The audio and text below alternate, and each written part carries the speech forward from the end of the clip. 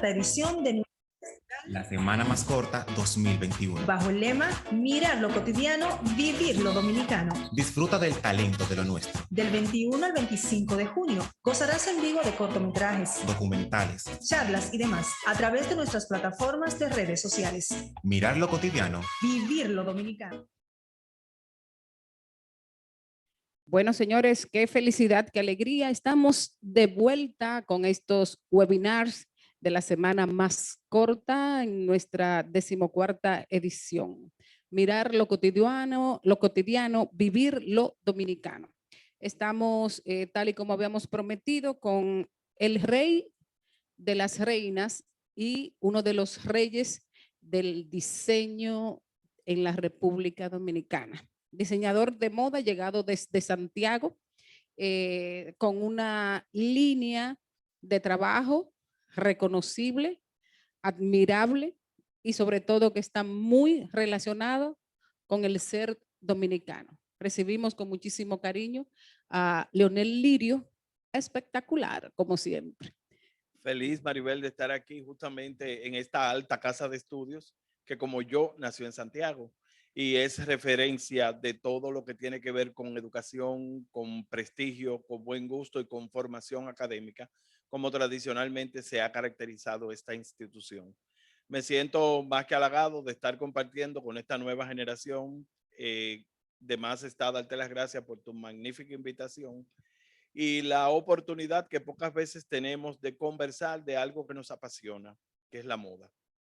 La moda no solamente la carrera que me formó, quizás no empíricamente, porque mi trayectoria se encuentra ubicada, me formé académicamente en el Colegio de La Salle en Santiago, toda mi formación de bachillerato normal y de primario, en mis estudios primarios, secundarios y bachiller, en el Colegio de La Salle en Santiago. Luego vine a la Universidad Autónoma de Santo Domingo, en donde soy egresado de la carrera de licenciatura en Artes Plásticas con mención en arte publicitario.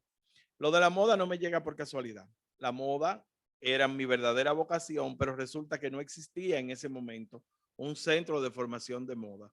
Justamente 2 años después de yo ser egresado, viene y forman la Escuela de Modas de Alto de Chabón, pero ya yo estaba trabajando y lo que yo había hecho era que me había ido a los Estados Unidos, específicamente a la Florida, en donde encontré formación en el área de la moda, pero tampoco me llega de refilón, ni porque yo quería, ni porque yo soñaba, sino yo soy hijo y nieto de modista y en mi casa siempre se cosía mucho. En los pueblos justamente lo que nos distingue y que lo que más nos ayuda son las festividades determinadas, entiéndase. El carnaval es un acontecimiento, la Navidad es un acontecimiento, los 15 años, los reinados y todo lo que tiene que ver con las distintas manifestaciones donde el ser humano necesite estar bien vestido o vestido para la ocasión.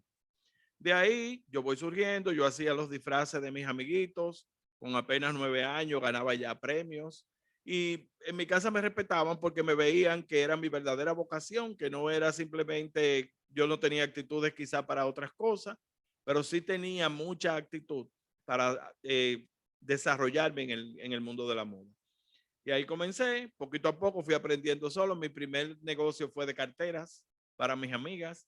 Después de ahí, pues ya yo diseñaba los trajes de la que cumplía 15 años, los vestidos de boda de la que se iban a casar, los trajes de graduación, pero con cierta timidez porque no era muy normal que un muchacho de 14, de 15 esté interesado en ese tipo de cosas.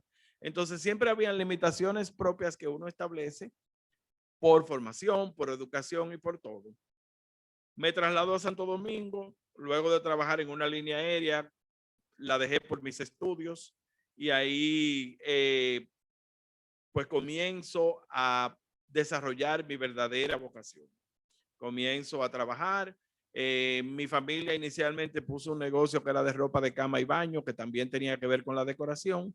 Y ahí yo conozco personas importantes que influyen de manera específica en que yo, años más tarde, pues tenga dentro de la plataforma de la moda, encontrara justamente protagonistas que gustaran de mi ropa. Allí conocí a Socorro Castellano, que era la dama de la comunicación en ese momento, que también era santiaguera, tenía los espacios de más que provocaban mucho más comentarios y mucha sensación en ese momento. Mi gran amiga y una de las personas que más colaboró conmigo, Magda Florencio, que era la periodista de sociales de moda e incidía en los programas de sociales de la televisión. Y uno que otro movimiento, amigas que participaban en el concurso nacional de belleza y específicamente Carmen Rita Pérez Pellerano, me permite diseñar todo su vestuario y de ahí ella va a Miss Universo y ya comienza mi historia formal con lo que tiene que ver con la entrada al mundo justamente de la confección. Siempre le tuve mucho miedo a caer en lo que era la costura social, porque tradicionalmente nosotros hemos tenido modistas. Tradicionalmente, aquí todo el mundo, todas las mujeres, todas las damas van y los caballeros van a una sastrería, pero las damas específicamente tienen una modista a las cuales ellas le trazan las pautas. Le llevan las revistas, los figurines, que era como se le llamaba en algún momento, y lo que era la Biblia de referencia de la mayoría de cosas, la revista Vanidades, que también que tiene sus orígenes en Cuba y que tenía una marcada incidencia porque circulaba con libertad en nuestro país. Quiere decir esto en relación a las modistas, nosotros los que somos de pueblo, también vemos y vimos esa tradición y esa costumbre. ¿Siempre ha estado preocupado el ser dominicano por vestir bien, hombre y mujer? Independientemente de su origen, de su estatus económico, siempre le ha preocupado lucir bien. Fíjate que aquí, en un hogar dominicano, es difícil, por muy humilde que sea, que te pasen un vaso de agua sin un portavasos, sin una bandejita, sin un pañito, que las sábanas no estén hechas, aunque sea de retazos. Cuando yo visitaba el campo donde vivían mis abuelos, yo siempre veía que los campesinos tendían sábanas hechas de retazos. No solamente la necesidad, también los sacos en lo que venía la harina, que le llamaban Macario, que eran sacos de algodón puro. Esos sacos los lavaban y extraían de ahí un algodón bastante bueno para confeccionar desde prendas íntimas como ropa interior, los paños que usaban las mujeres para su regla menstrual y una serie de cosas que siempre el dominicano ha sido muy habilidoso en la manera de buscar y de lucir bien. En la primera intervención militar norteamericana en el 1916, los norteamericanos veían con curiosidad que los campesinos y los líderes revolucionarios tenían puesto una chamarra o una especie de liqui o chaqueta mao sin cuello, hecha en una tela que ellos llamaban alistado. Esa tela era el fuerte azul, lo que después los gringos comenzaron a llamarlo jean. Y ahí surge ya la evolución de una prenda que no es original de nosotros, pero sí una textura que no nos es ajena, como el fuerte azul o el jean o como usted le quiera llamar hoy en día, con la cantidad y diversidad de modificaciones que ha sufrido y las transformaciones desde el prelavado, de la industria grandísima que hay de pantalones en ese tipo de material. Pero básicamente nuestros primeros orígenes se encuentran en la primera intervención militar norteamericana. Bueno, realmente también tenemos que hablar de esto porque es larguísima esa discusión de si existe o no existe un traje nacional. No existe porque fíjate que los orígenes, si tú buscas históricamente, los orígenes de la moda se basan en aquellas damas de la corte de María de Toledo. María de Toledo es la primera noble que viene a vivir a América y aquí decide morir por amor propio, al lado de su esposo, el virrey Diego Colón. Pero ella era una noble de España que viene a vivir aquí, viene a vivir al Palacio del Alcázar. Entonces, para proteger a las mestizas y a las indígenas que quedaban, de que no fueran violadas y de que no fueran ultrajadas por los españoles, las incorpora como damas de su corte. Ahí estaba Mencía, que era la hija de Anacaona, que había perdido a sus padres por rebelarse contra los regímenes impuestos de la época. Entonces ella la incorpora y la convierte en una de sus damas y está esa tradicional vía que todavía tenemos el privilegio de nosotros poder caminar, que fue la primera vía importante de América, la calle Las Damas. Por allí desfilaba ella con su corte de damas. Entonces nuestros aborígenes no tenían ningún tipo de vestimenta, simplemente tapaban su desnudez con taparrabos y con piezas que ellos, pero eran seres humanos libres que no tenían cánones de vestimenta. Se adornaban su cuerpo con semillas y con tinturas de la naturaleza y claro, tenían oro que ellos manejaban, pero que no sabían la importancia que podía tener aquel material, que los españoles con su maldad y con su astucia durante el descubrimiento sí se dieron cuenta de que era un país inmensamente rico. Y bueno, si nosotros cogemos esa manera, esos vestuarios, esos trajes llegados de Europa, luego también… No, se confeccionaban aquí.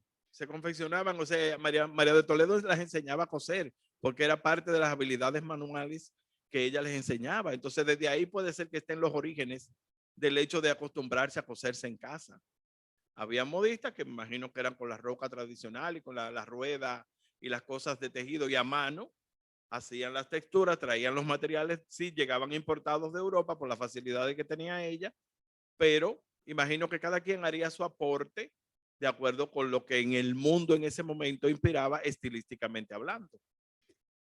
En ese encuentro, ¿verdad? De esos trajes confeccionados a partir de la experiencia europea, más la experiencia mínima, ¿no? Del estilo de ir y venir de los taínos y la llegada de los esclavos. Luego vinieron los franceses, o sea, Sí. vino muy, Las influencias, las definitivamente influencias. las influencias culturales han estado muy marcadas en nuestra idiosincrasia como nación, definitivamente. Pero fíjate una cosa, siempre tendemos a copiar de manera modelos que básicamente no se parecen a nosotros. Duarte usaba chaqué, si tú te fijas, y los padres de la patria se ponían el chaqué, que es el saco de solapa corta o vestón, como se le llamaba en aquel entonces. Hay esa influencia, pero nadie se ponía con plumas como se ponen los guloyas, que eran los esclavos negros que venían y celebraban las fiestas para que fueron traídos al país para la recolección del azúcar en la industria azucarera, pero nadie se disfraza como los guloyas. Hay un poquito de su ritmo y de los elementos de percusión que ellos utilizaban en nuestra música, en la historia y la evolución de nuestra música, pero nadie se viste como ellos. ¿Te das cuenta? Siempre hubo un modelo a tomar que se pareciera lo menos posible a nuestra identidad como nación.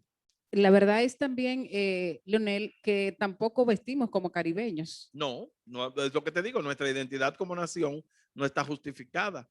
Una de las grandes cosas que de los grandes males o de los grandes señalamientos que tenemos que, aparte de todo, de la epidemia del COVID-19 que ha arrodillado al mundo, que ha arremetido contra la pared, industrias como la de la moda, la industria del espectáculo y la industria de todo aquello que puede pasar a ser banal y superficial, pero que tiene mucho que ver con el desarrollo de la humanidad y de los pueblos, se llevó a dos grandes ejecutantes, el que dio a conocer la bachata en el mundo, Víctor Víctor, y la que enseñó a la mujer dominicana a vestir con elegancia en los últimos 40 años, Jenny Polanco.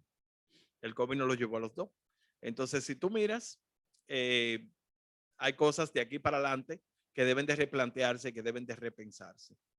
¿Cómo se plantea ese futuro inmediato con esa nueva mirada? Es difícil hablar de un futuro inmediato. Es difícil porque son retos que le tocarán a las nuevas generaciones compuestas de millennials. Millennials y ahora también le llaman centennials. O sea, ya nosotros cuando teníamos que buscar una investigación nos íbamos a la enciclopedia o nos íbamos a la biblioteca. Ya hoy en día a través de ese aparato celular que mantiene al mundo comunicado, los muchachos encuentran cualquier información, pero falta saber si ese elemento cultural permanece por siempre en su mente como permanecía los trabajos de investigación que yo como alumno tenía que hacer en mi escuela. Yo recuerdo perfectamente las composiciones que yo hacía. Yo recuerdo perfectamente cómo se me enseñaba a identificar las distintas cosas y eso no se me olvida.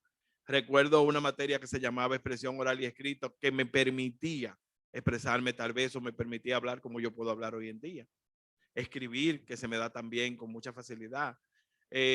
Yo creo que cultivar el intelecto nunca está de más y siempre la frase muy sabia que dice que saber no ocupa lugar, me parece que es 100% muy importante. Entonces, los retos y planteamientos de una industria como la industria de la moda van mucho más allá que lo simple, banal y superficial que se puede apreciar en las tendencias. Las tendencias son momentáneas, la buena moda permanece a través del tiempo con lo clásico. Por eso hay un mito como Coco Chanel que permanece viviente, una mujer que fue capaz de transformar las estructuras de lo que era la moda y de que una desgracia mundial como la Primera Guerra Mundial que hubo, con los restantes del poliuretano de los paracaídas, ella se inventó la media nylon para que las piernas de las mujeres que iban a lucir las faldas que ella había tenido la responsabilidad de acortar para el mundo, estuvieran bien cubiertas y protegidas. Entonces, no existe una moda nacional si no hay desarrollo industrial. Tienen que caminar completamente de la mano.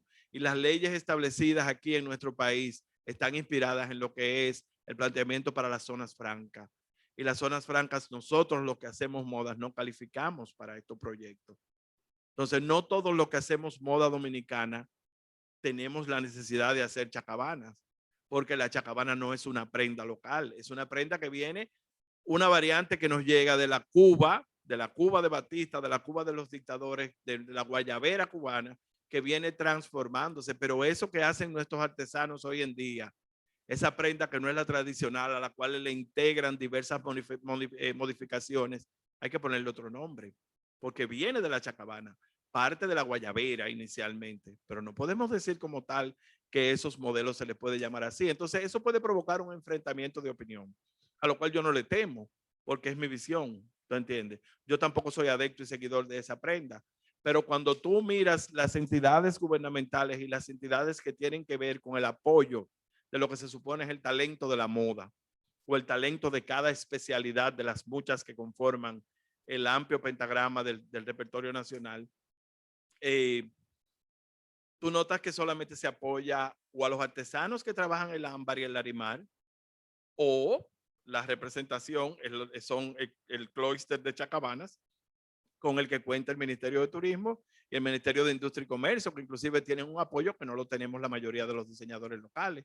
Aquí cada uno de nosotros tiene que levantarse sus proyectos con sus propias iniciativas, enfrentar las críticas, enfrentar la adversidad y enfrentar los gastos generales, las altas tasas impositivas personalmente. Nadie te ayuda. No hay un organismo que rige. Entonces, es muy difícil hablar del desarrollo de una moda, hablar del desarrollo de una industria de la moda. Dominicana, Hoy sobre en todo. día el ego de los muchachos es tan alto que cualquier diseñador que tenga menos tiempo que yo se refiere a sus creaciones como su firma.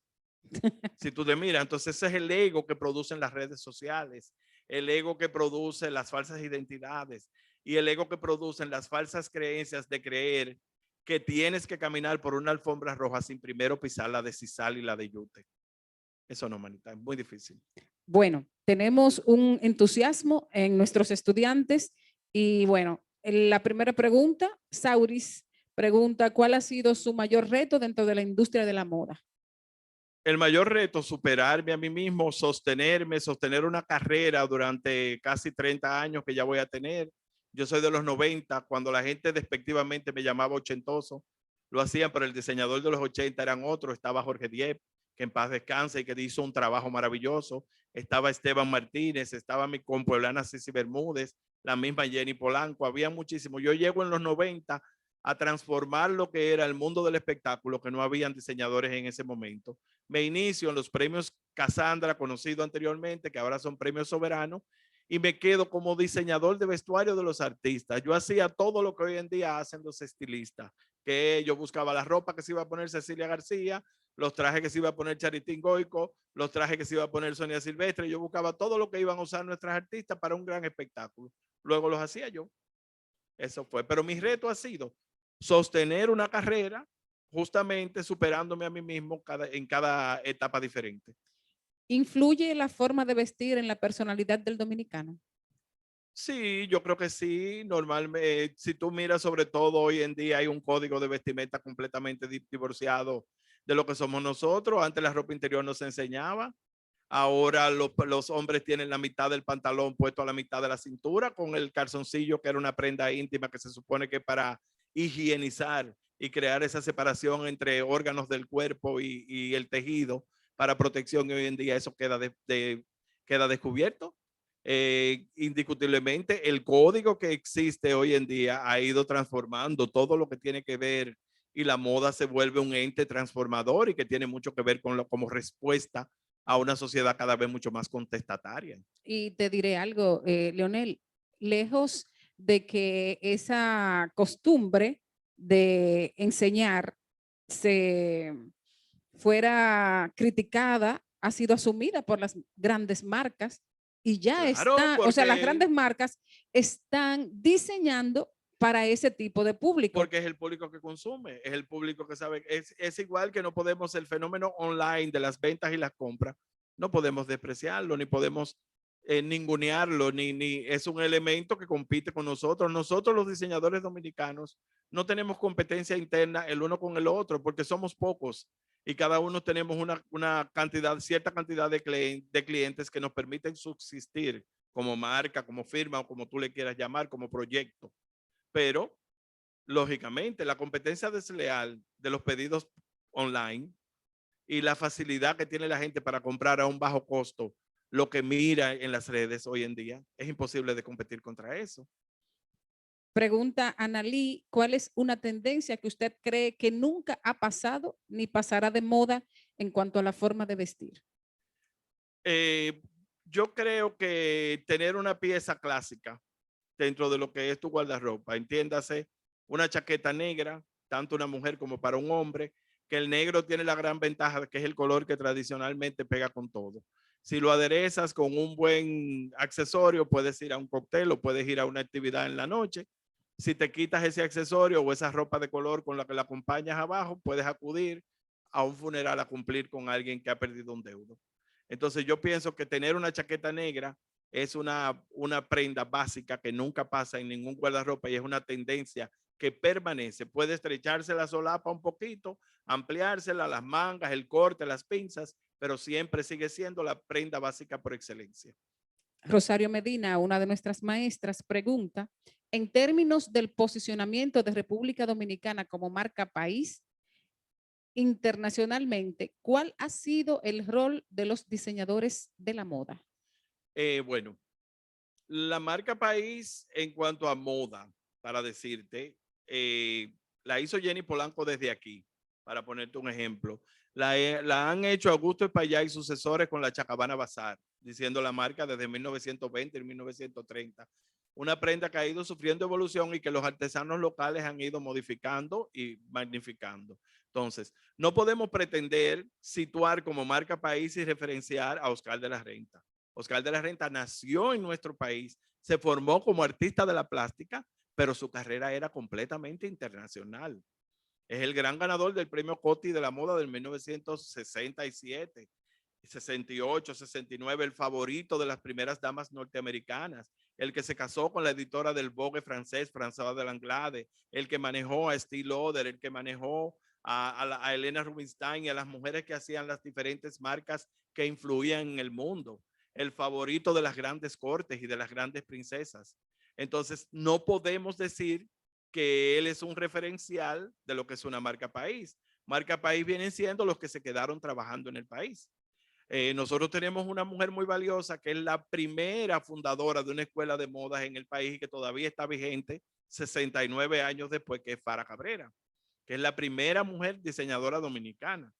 También teníamos un referente que era doña Hilda Kelly, que tenía un instituto de formación de talento en donde mucha gente aprendió a tirar líneas, pero doña Hilda no solamente enseñaba diseño de moda, buen vestir, buenos modales, sino que además enseñaba a pintar, enseñaba manualidades, enseñaba a actuar, tenía grupos de teatro. Era un conglomerado de lo que, un resumen, digamos, de todas esas actividades que las cuales la gente siempre ha querido formarse. Había un impedimento muy grande por el asunto del comunismo en el mundo, de que la gente no podía ir, no debía ir a estudiar a Rusia, pero los grandes actores de la República Dominicana, muchos de ellos se formaron en Rusia, con todas las barreras e impedimentos políticos que había. Por ahí está una María Castillo, y hay varios más, Rafael Villalona, que murió, Delta Soto, y muchísima gente importantísima que le deben su formación al método de la Academia Rusa. Entonces, yo creo que la identidad y el trabajo permanente y constante, transformando las líneas de lo básico sin obviar las culturas. No podemos olvidar que todos tenemos el negro detrás de la oreja, como dice el cuento. No podemos olvidar que cuando oímos una tambora, nuestro cuerpo se llena de júbilo. Y no podemos negar también que por igual nos emociona una castañuela española, porque nuestros orígenes están ahí. Entonces no podemos dejar lo que somos, lo que fuimos, porque eso es lo que nos va a identificar para ser lo que seremos.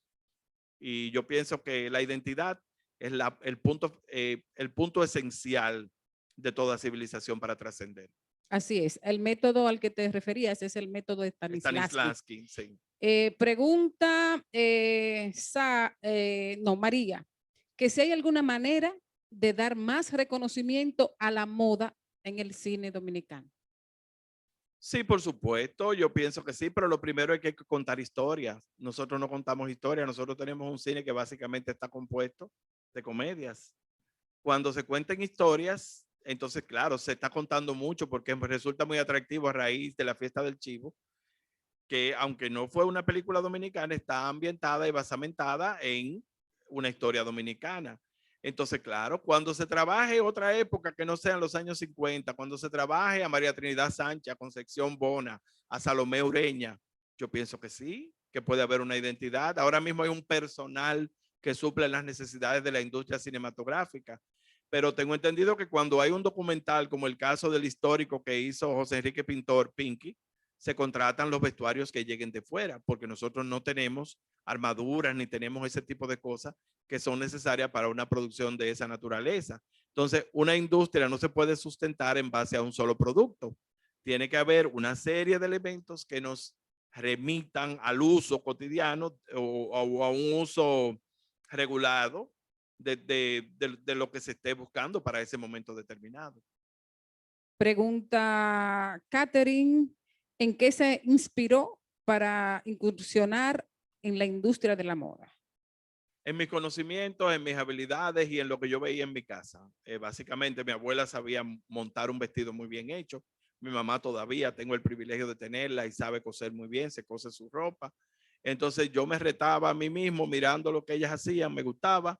Y cada vez que alguien iba a participar en algo importante, pues yo quería que me dieran la oportunidad. Y todavía me quedé con la costumbre de que todavía participo en las cosas importantes de mucha gente. Así es. ¿Cómo usted ve, pregunta Angeli, cómo usted ve el futuro de la moda dominicana? Lo veo muy bien porque hay muchos ejecutantes, hay nunca como ahora hay una gran cantidad de gente y tienen la oportunidad de formarse. En mi época no existía y mi época no es de muy atrás. Yo vengo de los 90 a los 80 y en esa época las escuelas que vinieron del 87 en adelante, que fue el Centro de Mercy Jaque, que lo fundó doña Mercy, después que fundó la Asociación de Diseñadores Dominicanos y la Escuela de Altos de Chabón, pero para la cual tú tenías que irte a vivir a la Romana para poder ejercer allá, o el que tenía los recursos podía ir a Puerto Rico, a Miami o a Nueva York, a la Parsons. Pero yo creo que nunca como ahora existen más de 6 instituciones. Está la Escuela de Mercy Jaque, que sigue sosteniéndose. Está en la Escuela de Altos de Chabón. Está el Instituto de San Luis, que tiene unas instalaciones maravillosas. En Santiago hay como 3 escuelas de moda también. La UAS. Está la Universidad Autónoma de Santo Domingo, de la que yo soy egresado y tiene una de las mejores escuelas, porque la UAS siempre ha tenido algo muy importante. Yo creo que una de las cosas más maravillosas que yo puedo sostener de mi carrera es haber tenido en mis manos a Pedro Mir. O sea, me dio clases, a Ida Cartagena Portalatín, que son gente que solamente tú lo ves en los libros, a Ada Balcácer, que todavía tengo una amistad que me distingue muchísimo con ella, y a cantidad de maestros, Amable Sterling. Yo creo que la UAS tenía el profesorado más importante que podía existir en ese momento y creo que todavía sigue siendo, teniendo una formación maravillosa, ofertando una formación extraordinaria. Pregunta Gabriela pregunta, ¿qué representa el fast fashion para las marcas locales? Esas son cosas, culturas trascendentales, aunque no podemos decir que nada es intrascendente, porque todos pensábamos que el dembow iba a pasar de una vez y miren dónde va, ya está sufriendo transformaciones, ya ahora se le llama trap y ahora se le llama a lo que comenzó como un relajo y ya se ha convertido en parte de lo que es la identidad de la música y la idiosincrasia de los barrios y de los urbanos y de todo eso. Entonces, la moda y todo lo que son tendencias rápidas o tendencias de momento, no podemos verla como un elemento desechable, como una comida que tú compras. Tenemos que verla como parte de la cultura del momento que se está viviendo. Pregunta Sauris, ¿cuál es su inspiración a la hora de crear una pieza? Mi inspiración básicamente comenzó con el cine. Yo le debo mucho al cine porque mi abuelo fue uno de los primeros propulsores de los que manejaban el circuito cinematográfico Colón en la ciudad de Santiago. Entonces yo jugaba en las turbinas, yo me imaginaba la historia de Lara y Chivago en la en el patio de mi casa que tenía las turbinas de cuando transformaron el Cine Colón. Entonces, un niño que se alimentó de todo eso, luego me tocó la oportunidad en el lanzamiento de un libro de María Montés, pude conocer a su hija, Tina, María Cristina Aumont, que eran como mitos que uno no pensaba que los podía conocer. Me tocó vestirla y tengo una experiencia muy linda con un soberano, con ella, con un premio. Y yo creo que primero lo alimentaba el cine, luego lo alimentaba la necesidad de permanecer y de darme a conocer, y básicamente ahora lo alimenta mi instinto, que es un instinto que se nutre con lo que está pasando en el momento. Tiene mucho que ver con las emociones, muchísimo. Pregunta Angélica, ¿cómo puede un diseñador aprovechar los medios de comunicación para desarrollar y dar a conocer sus trabajos? Aprendiendo, cultivando las relaciones, no creyéndose que está por encima de nadie, ni que su posición le permite ser un ser humano privilegiado. Cuando tienes el privilegio de acudir a lugares como este, de sentarte en ciertas mesas y de estrechar ciertas manos importantes, esa oportunidad hay que compartirla, hay que dinamizarla, hay que magnificarla. Y yo creo que te tienes que dar el valor y el respeto desde tu posición para que tu personalidad te permita trascender, además de tus conocimientos. Pregunta Alba, para usted, ¿qué habilidades son importantes para una carrera exitosa en el diseño de moda? Disciplina, observación, buen gusto, capacidad de tolerancia, adaptarse a todo lo que va a venir y lo que nos va a gustar y lo que no nos va a gustar.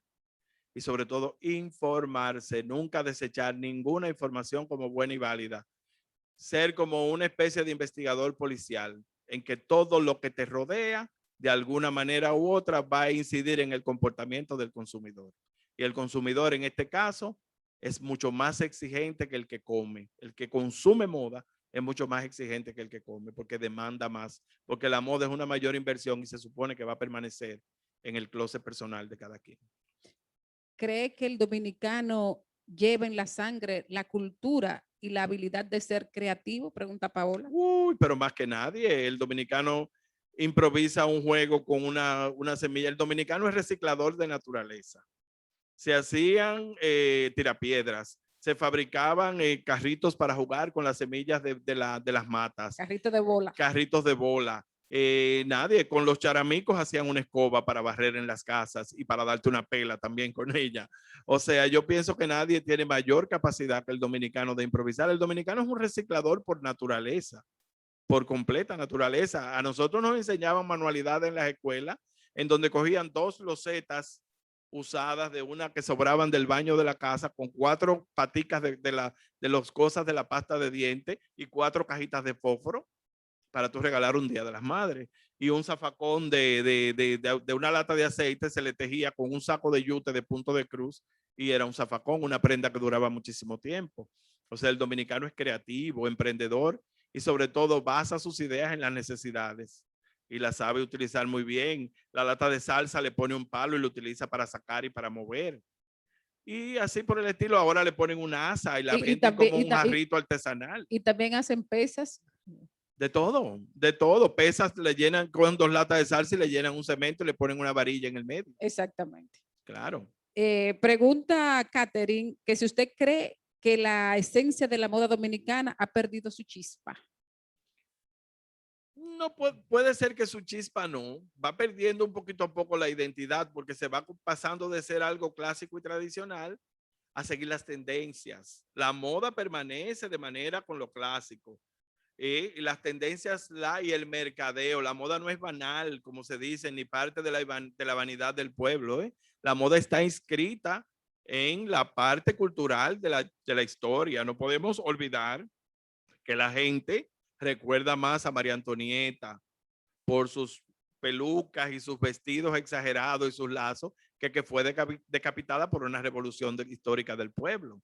O sea, no podemos obviar eso. La moda tiene que ver mucho con la historia y evolución de los pueblos.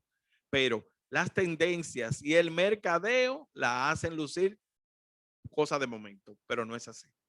Dice Senia, escuchándolo, entendemos que tiene mucho que contar. ¿Se anima el señor Lirio a escribir su biografía? Mi biografía sí podría ser interesante, inclusive le tengo título y te lo puedo decir porque está registrado, se llama Mi Vía Láctea y está inspirado en el universo que uno puede tener para, sin herir a nadie, poder referirme a las historias personales que yo quiero, pero necesito un astrónomo, necesito un astrólogo y necesito una serie de gentes que me ayuden y sobre todo un buen auspiciador. A mí me encantaría poder contar, a mí me encantaría que me toque la responsabilidad de establecer la biografía de los diseñadores dominicanos y que las nuevas generaciones sepan quiénes nos presidieron y quiénes lo hicieron por adelantado. Pregunta Irvania, ¿pueden los negocios locales dar a conocer nuestra cultura o lo dominicano a través de sus diseños y abrir sus servicios internacionalmente? Bueno, conozco varios que los han intentado, pero resulta que cada día resulta mucho más difícil la oferta. Resulta muy difícil la sostenibilidad porque incorporarse a la manera de hacer negocio hoy en día tiene que ser un producto que sea sumamente atractivo, sumamente económico, y la moda no puede ir de la mano con lo barato porque resulta muy difícil y muy intrascendente. ¿Cuál es? Eso lo consiguen los chinos de una manera mágica. Pero hacer cosas originales es muy difícil. Por volumen lo consiguen. Por volumen. Alba pregunta, ¿cuál es su opinión sobre la moda sostenible? Me encanta, pero hay que hacerla de manera que sea como la están haciendo los españoles. Los españoles tienen industria, están en los desechos del mar, las partes, las algas y todo eso lo están transformando en tela. Porque yo no puedo hacer un vestido, por ejemplo, de galones de plástico. Yo puedo hacer una escultura de galones de plástico, pero yo no puedo hacer un vestido. Para eso yo tengo que transformar el plástico en un elemento reusable, en un elemento que me permite, en una textura, lograr cosas como el poliuretano y ese tipo de cosas que se logran. Y yo creo que el mundo puede tener un gran futuro en las cosas sostenibles, pero hay que industrializarlo, al igual que la moda que no es sostenible. Todo necesita industrialización, de la forma que sea. Pero me parece que sí, que con la mentalidad, solo tenemos un planeta, tenemos que cuidarlo, tenemos que cuidar por nuestro bienestar, tenemos que cuidar por... Solamente nada más hay que ver la gran cantidad de dietas que hay hoy en día, que la gente para buscar estéticamente se olvida muchas veces de los beneficios que puede producir comer o consumir determinado producto. Entonces sí, hay una tendencia, hay toda una actitud hacia encontrar una respuesta a una vida sostenible y a una vida mucho mejor. Pero yo pienso que hace falta mucho esfuerzo, mucha unión y que eso no sea solamente cuestión de un grupo. Me pregunto y te pregunto, querido, si existe una pieza vinculada a la dominicanidad y a la tradición de vestimenta que se haya mantenido durante todo el tiempo y que sea una pieza importante aún para nosotros. La camisa blanca, tanto en los hombres, y Carolina Herrera se encargó en el mundo de ponerla a la vista de las mujeres. Pero yo creo que la camisa blanca es una prenda esencial que ha tenido trascendencia en todas las generaciones y en todos los miembros de una misma familia. Una de las piezas tradicionales importantes y que siempre sale en memes y todo, está relacionado con el medio fondo. ¿Qué significó para la familia dominicana y para ustedes los diseñadores sustituir o mantener o quitar del medio el medio fondo? No, imagínate, cuando yo llegué ya eso no existía, porque en el 1969, cuando las primeras mujeres, cuando Mary Quant creó la minifalda en Londres, que las mujeres en una revolución en Estados Unidos quemaron los brasieles, por supuesto tú comprenderás que el medio fondo solamente quedó en el guardarropa de alguien muy querido para nosotros, Susana Morillo, que era la única que lo usaba. Y era muy gracioso porque yo a veces viajaba y se los compraba porque no aparecían. Y hubo que crear toda una especie de, y recuerdo que mi abuela los usaba, uno de una marca muy famosa que había, que se llamaba Made in Ford, que era una ropa interior muy conocida, que cuando la gente viajaba a Puerto Rico a comprar la ropa y cuando se compraba ropa interior, pues habían los Kaiser, los Made in Ford y esas marcas que eran muy importantes en la lencería femenina, porque el medio fondo entraba dentro de lo que era la lencería, una transformación que cuando la muchacha estaba desarrollando, que ya le estaban saliendo senos, que se notaban, le hacían un justillo, las abuelas, y después le hacían un refajo para ir a la escuela con los uniformes escolares. Pero si tú recuerdas, cuando en los años 70 comenzaron a usarse los pantalones y comenzaron las escuelas a quitar la falda tableteada de tachón y a desaparecer las yompas, que después en los 80 románticamente quisieron volverla, pero ya la generación que creí que estaba consciente de otras libertades y estaba al alcance de otras libertades. Y es muy difícil crear, volver a imponer prendas que en un momento han significado represión. Pero si te fijas, el medio fondo lo utilizan como fetiche cuando se buscan imágenes porno y se buscan una serie de cosas o de sexualidad. También se utilizan el medio fondo como una prenda de sensualidad femenina, de evocación de la sensualidad femenina. O sea que hay un contraste marcado en todo, al igual que el liguero y ese tipo de cosas. Y ahora pienso yo en las medias panty. Todavía en los 80, 90, las mujeres iban a la oficina No, con y medias. hoy en día se supone, en mi lucha empresarial, yo he hecho uniformes para empresas y una de mis grandes cosas es decirle a las mujeres que usen medias, porque yo pienso que la media, además de que ayuda a que la ropa se airee mejor, esté más, caiga más libre, más limpia, también la media sostiene la belleza de una piel, o sea, la ayuda. Pero claro, es difícil a alguien que tiene que tomar un transporte público y el costo de una media que no es barata, que desde que se le va un hilo ya la tienes que cambiar. Es difícil exigirle eso dependiendo de los salarios que gane cada quien y el calor a que son sometidas en muchas oficinas y en muchos espacios públicos. Pero fíjate, la media es una de las prendas que aunque pierda importancia entre las nuevas generaciones, sigue teniendo un balance y hoy en día las usan como si fueran fajas porque vienen ya con texturas que aprietan más, las Span, la marca famosa Span. Y yo pienso que el uso de las medias no ha desaparecido, inclusive hay colores. Nosotros, el problema nuestro también en las estaciones. Hay que pensar que nosotros climatológicamente tenemos una sola estación que produce lluvia, calor, humedad y cierta temperatura fresca en épocas determinadas del año. Entonces, en una sola estación es muy difícil establecer una atemporalidad en la moda. Muy difícil.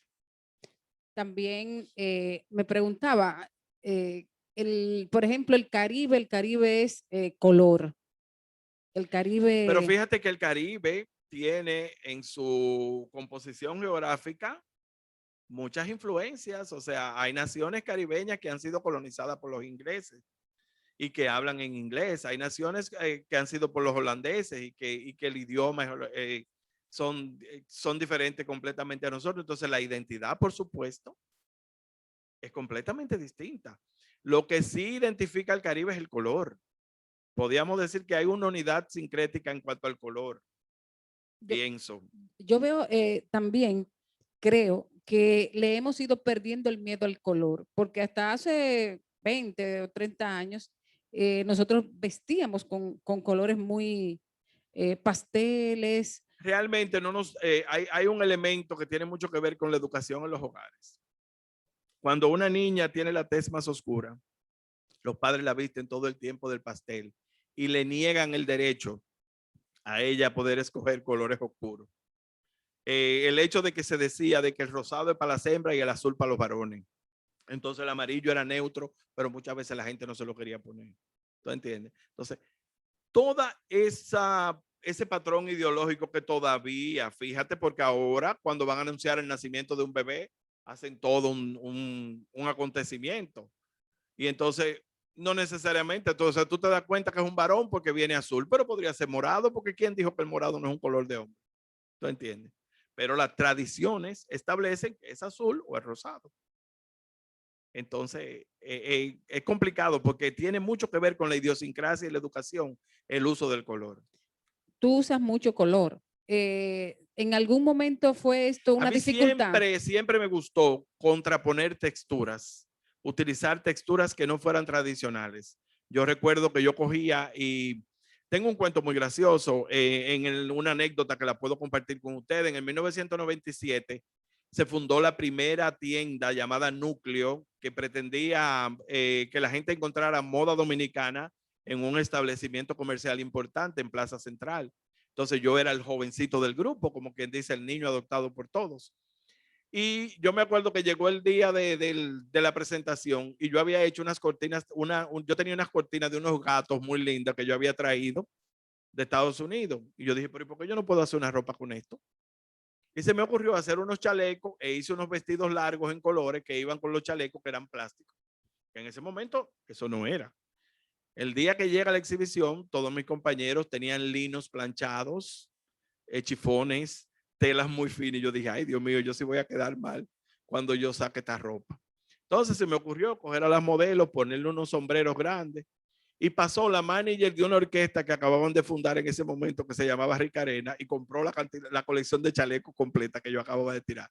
Entonces mi autoestima se sintió de que sí. ¿Qué te quiero decir con eso? Que siempre un poquito de sangre nueva hace falta.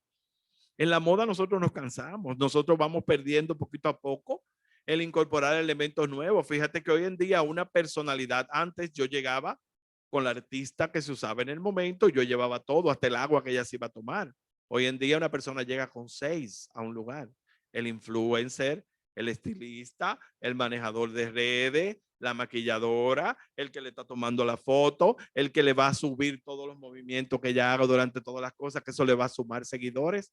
Entonces, mi amor, hay que darse cuenta que hoy en día, cuando yo le digo a un artista, tú te vas a poner tal y tal cosa, déjame le preguntar a mi estilista. Y yo tengo que sentir que no me están lacerando mi orgullo ni mi amor propio, porque yo sé que yo lo puedo hacer. Tal vez mejor o tal vez peor, pero lo hago. Pero hoy en día, la tendencia indica que son otros factores los que deciden qué es lo que está y qué es lo que no está. Y en eso es una de las condiciones que todo diseñador debe tener, saber adaptarse a los tiempos que le toque vivir, sin ir contra la corriente, porque si te vas contra la corriente, te quedaste solo. Sergio pregunta si considera que los medios de comunicación son los canales idóneos para promocionar la moda y cómo estos medios influyen en la vestimenta en la sociedad. En mi época sí, en mi época la gente seguía a María Cela Álvarez cuando comenzó, seguían a Cecilia García, que era la dama más importante que había de la televisión. Nosotros poníamos para ver lo que Charitín tenía puesto en su show, que lo daban semanal por la televisión puertorriqueña. Veíamos a Iris Chacón, veíamos a Susana Jiménez, los que veían televisión española, Ana Obregón era un referencial. Ya hoy en día nadie dice de quién es la ropa que lleva puesta. Cuando Iris Guava comenzó su carrera como diseñadora de moda, la gente veía lo que Soy la Luna tenía puesto en el show de mediodía. Pero ya hoy eso no existe, porque ya la gente lo hace directamente por sus redes sociales. Las redes sociales han venido como herramienta a sustituir lo que era la proyección que te daba el vestir a una persona determinada de moda. Yo tengo clientes que se me han acercado, pero usted no sube nada en su Instagram. Y yo digo, sí, porque yo creo que me la estoy comiendo, que tengo 30,000 seguidores. Y eso no es nada, porque hoy en día la gente tiene que tener millones. ¿Tú entiendes? O sea, el que tiene 30,000 no tiene nada. Entonces, hay que tener una serie de publicaciones de que la gente llegue a ti, porque mi propia sobrina, cuando se va a hacer un vestido, ya me lo enseña del internet. Imagínate tú. Entonces, yo creo que hay que adaptarse a los tiempos y que hay que vivir de acuerdo con lo que te indica, pero sin dejar de ser tú, porque siempre tiene que vivir en ti el ser humano contestatario, el hombre que enfrenta y el hombre que se atreve a sobrevivir y a superar el tiempo. Eso es muy importante. Ahora mismo, y con esas tendencias y con las redes sociales y con los influencers y todo eso, ¿cómo evalúas cómo estamos vestidos, cómo está vistiendo el dominicano y la dominicana de hoy? Hay muchas facilidades para vestirse bonito. Primero, la ropa no es cara. La ropa buena sigue siendo muy cara, pero las multialmacenes y la proliferación de las marcas, la presencia de marcas internacionales de un mercado que le ofrece todas las ventajas para establecerse como elementos. Tanto es así que si un mall no tiene lo que le llaman una tienda ancla, la gente no va a ir. Una tienda ancla son las que, cuando en el 2007, por primera vez, un grupo comercial intentó democratizar o masificar colecciones, me llamaron a mí. O sea, yo gané un certamen que se hizo a través de los medios, se convocó y yo quedé por encima de muchos otros nombres. Y la persona que fue a donde mí a solicitar el servicio de que yo expusiera mi nombre en esa cadena comercial, en ese momento yo lo vi como una oportunidad. Yo dije, bueno, es una manera de que yo llegue con otra idea a un público mayor. Y quien quita que tenga éxito y yo pueda seguir en eso. Entonces la persona me dijo, pero usted no es una marca desarrollada. Y yo le dije, yo no he ido donde usted a buscar trabajo. ¿Te entiende? Exacto. Porque si usted me pregunta qué usted quiere hacer, yo quiero hacer lo que me dé la gana, pero no siempre uno puede hacer lo que le dé la gana. Uno tiene que vivir de acuerdo con el tiempo establecido y con lo que te pide y lo que te indican las necesidades que tiene el que consume tu nombre y el que consume tu producto a través de la evolución del tiempo. ¿Qué dice la ropa de un país? Todo tiene que ver con la identidad. La ropa de un país habla de sus habitantes mucho, habla de sus necesidades, habla de su posicionamiento, habla de su gusto personal. Sí. ¿Tú crees que existe ahora mismo, que existen marcas dominicanas, nombres dominicanos inscritos en la moda internacional? Claro, no podemos negar la presencia que tiene Yanina Azar. Eso es imposible y hasta mezquino discutirlo. O sea, Yanina Azar ha logrado ya una persona madura con una carrera superior a la mía, ha logrado a través de las herramientas colocarse entre los grandes nombres latinoamericanos, aunque no sea directamente con un desarrollo de marca, pero sí su nombre dado a conocer, que es algo muy parecido a lo que yo no soy una marca internacional, pero a través de los concursos de belleza y de la gran oportunidad que yo tuve a partir del 2003 y de las dominicanas que yo he vestido que han alcanzado altas posiciones y de los 2 trofeos que yo tengo como diseñador de traje típico internacional en mis universos, que tengo 2, que en Latinoamérica quizás hay nadie que no tiene ninguno, hay muchos que no tienen ninguno. Yo pienso que Yanina ha conseguido ubicarse en ese contexto siendo favoritas de muchos y eso es muy importante. No lo podemos discutir. Y la gente viene aquí también atraído por las chacabanas de Hipólito Peña. Eso tampoco se puede discutir. Arcadio Díaz tiene tiendas en los aeropuertos importantes. Sí, hay muchas marcas y ese es el sueño de cada uno, trascender y alcanzar y ver su nombre brillar en el firmamento fuera de los límites. Lo del diseñador de las reinas no es una casualidad. No, Ah, yo lo trabajé. lo Sí, trabajaste. yo lo trabajé y lo hice y creo que se me dio. Empezamos por cuando te pregunté si tenemos un traje típico, me dijiste que no. Sin embargo, tienes muchas creaciones, hemos visto bellezas de trajes que has hecho. Porque tenemos mucha historia. Nosotros tenemos más de una historia que converge en el secreto mejor guardado del Caribe. Entonces nosotros tenemos un universo completo y pleno de cantidad de leyendas urbanas y mundanas que no solamente me nutren a mí, sino que han nutrido el arte plástico dominicano, que es riquísimo. Tú no me puedes negar a mí que esa imagen de Cándido Vidó, que traspasó las fronteras de lo naif y que llegó al mundo como de una manera que hablaba de nuestra identidad, de nuestros colores, el mismo trabajo de Ada Balcácer, el mismo trabajo de Elsa Núñez, que es la única pintora tenebrista del Caribe. Tenebristas son aquellos que descienden de la escuela del Greco y Elsa lo ha hecho de una manera original. La luz, como la maneja Maya Salazar, como la manejan Oviedo y la cantidad de pintores en el universo. Entonces nosotros también los diseñadores tenemos más de una historia y los escritores, tú como escritora y la cantidad de escritores que han escrito leyendas, ese universo te lo da el haber nacido en una tierra como esta, en un sol, ante un sol privilegiado, ante un cielo azul maravilloso y ante mitos y leyendas que han magnificado la historia de la humanidad dominicana y que han colocado este país en el más amplio trayecto. No te podía salvar, y dice Catherine, ¿qué nos puede comentar acerca de lo que se pudo percibir en los vestuarios de los Premios Soberanos 2021? ¿Cree usted que se cumplió tanto por los invitados extranjeros como del país con el protocolo que exige un evento como este? Como todo lo más valioso que tiene la reciente edición del Premio Soberano fue para valientes. Poderlo hacer cuando el mundo está cerrado, nosotros nos dimos el lujo de tener una alfombra. Cuando Hollywood presentó la alfombra de la academia, centrada en figuras específicas que eran entrevistadas y muy pocos y no había nadie caminando, nosotros nos dimos el lujo de tener más de 20 personas vestidas, caminando elegantemente y dinamizar una industria de la moda. Entonces, a mí no me parece que fue mal, a mí me parece que fue excelente, a mí me parece que fue muy bueno, a mí me parece que nos llama hacia una reflexión de que la gente puede, en momentos difíciles como estos también, lucir su identidad y lucir bonito. Y yo creo que se demostró que unidos se puede lograr. O sea, el premio contrató a más de 10 diseñadores para que entre nosotros decidiéramos la vestimenta de los artistas.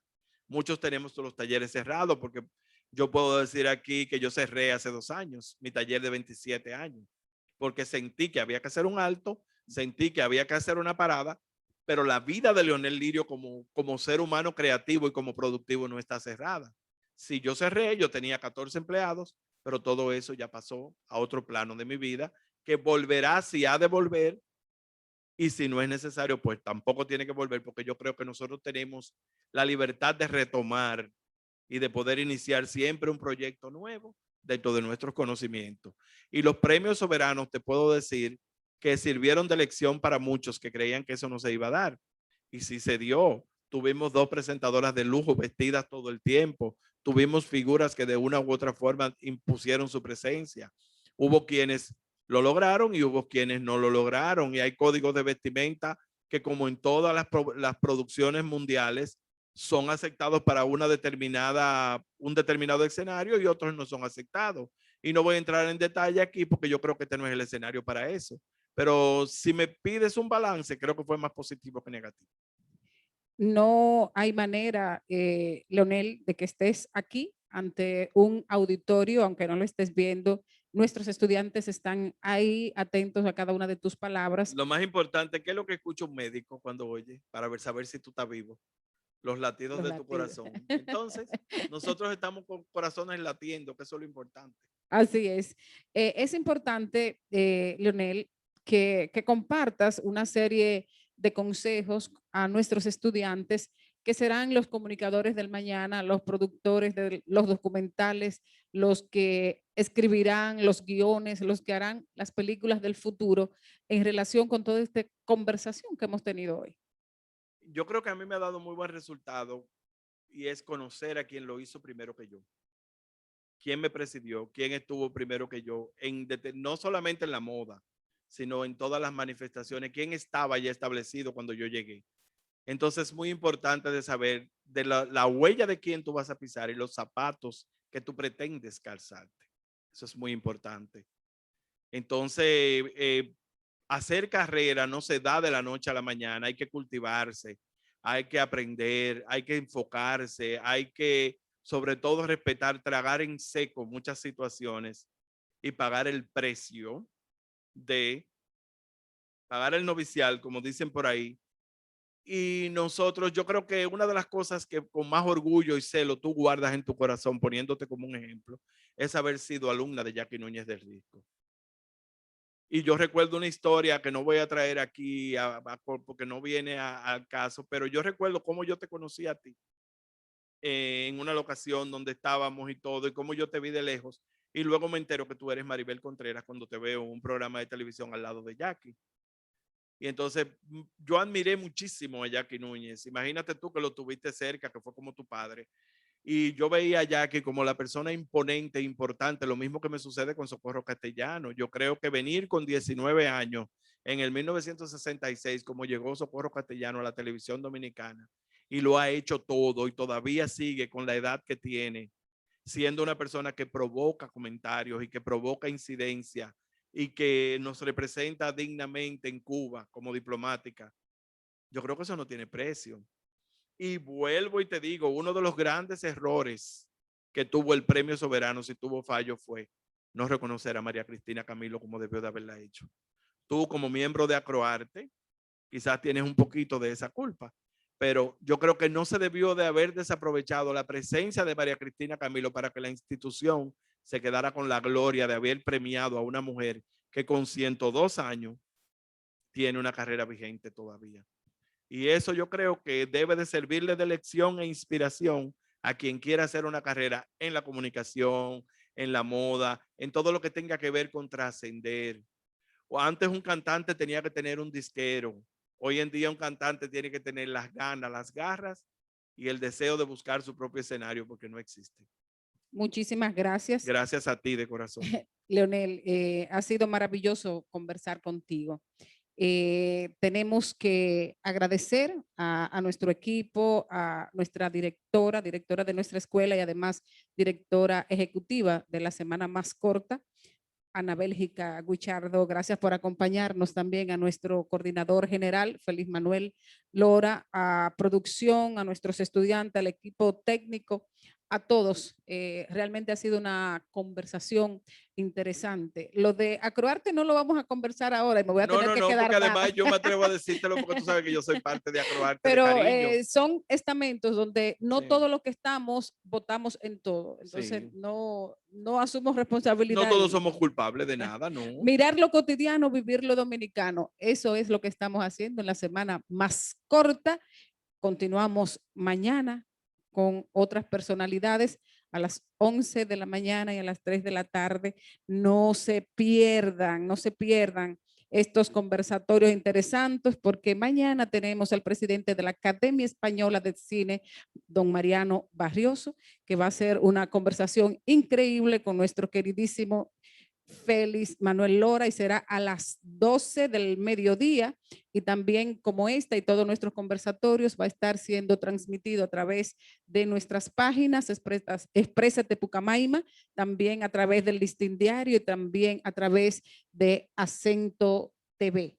Así que, Leonel, gracias. Gracias de corazón y por la oportunidad de amar y expresar lo dominicano, que eso es lo importante, la identidad. Gracias.